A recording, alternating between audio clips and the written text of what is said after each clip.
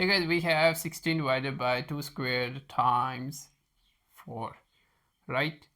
So 16 divided by 2, 16 divided by 2 equals 8, right? Now 8 squared equals 8 times 8 equals 64, right?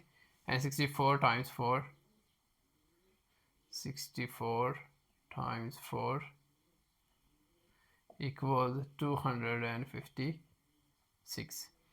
This gives us 256, but this is wrong. Why it is wrong? Exponents must be done before division, even though division appears first from left to right. Now let's solve it correctly. So again, exponents, right? First 16 divided by 2 times 2, 2 squared equals 2 times 2 equals 4 times 4. Now 16 divided by 4, division first, multiplication and division from left to right. So 16 divided by 4 equals 4 times 4. Now 4 times 4 equals 16.